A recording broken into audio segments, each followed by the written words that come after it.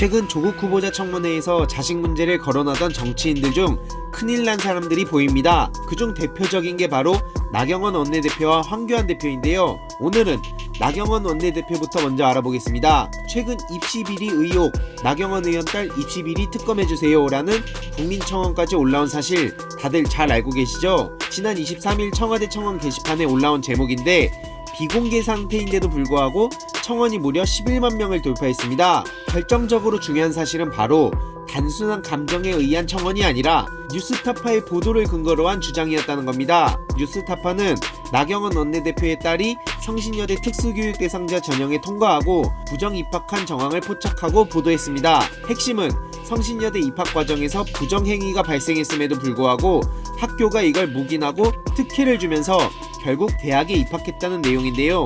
2017년 12월부터 4개월간 이뤄진 성신여대 내부감사 결과에 따르면 나경원 의원 딸이 합격한 성신여대 특수교육 대상자 전형 신설 과정은 규정 위반이었고 면접도 불공정했으며 나경원 의원의 발언이 영향을 줬다는 결과까지 나왔습니다. 심지어 나경원 의원 딸은 엄마가 나경원이다라고 대놓고 말하고 다녔죠. 이거야말로 박탈감 제대로 오는 발언 아닌가요? 정말 어이없는 건 대체적으로 성적이 좋았던 조국 후보자의 딸에 비해 나경원 의원 딸의 경우 응시 대상자 21명 가운데 학생부 성적이 21등으로 가장 낮았다고 합니다. 이런 상황에 면접위원 4명이 똑같이 98점을 줬다는데 너무나도 박탈감 느껴지지 않습니까? 엄마가 국회의원이라 꼴찌인데도 면접 점수 98점 받아서 대학에 입학한다니 와, 세상 참 쉽네요.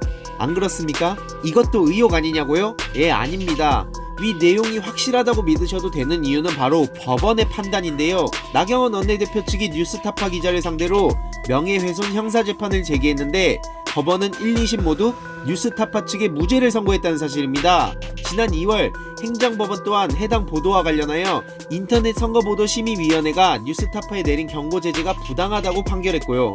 그렇기에 국민들이 나경원 의원도 제발 당당하게 검찰 조사를 받으라는 목소리를 내는 겁니다. 현재 조국 후보자 관련 입시 의혹이라면서 온갖 가짜뉴스로 공격하다가 결국 조국 후보자는 압수수색까지 받은 상황이죠. 그렇다면 이미 뉴스타파에서 팩트체크를 마무리한 나경원 의원 딸 입시비리 문제도 당연히 압수수색해야 정상 아닙니까? 게다가 과거 사학재단 문제에 대해서는 아버지 학교인이 나와 관련이 없다라며 아버지와 딸의 문제를 별개 취급해놓고 지금은 당당하게 조국 후보자의 웅동학원을 마치 범죄 집단처럼 몰아가고 있죠.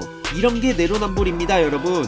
나경원 의원의 이런 행동을 참다 못한 국민들이 나경원 자녀 의혹을 실시간 검색어 1위로 올렸죠. 검찰이 공정한 게 맞다면 나경원 의원님 압수수색 들어갑시다. 다음은 수많은 의혹의 소유자 황교안. 잊혀져가는 이 사람의 의혹들을 다시 수면 위로 끌어올려 보겠습니다. 오늘은 여기까지 하겠습니다. 감사합니다.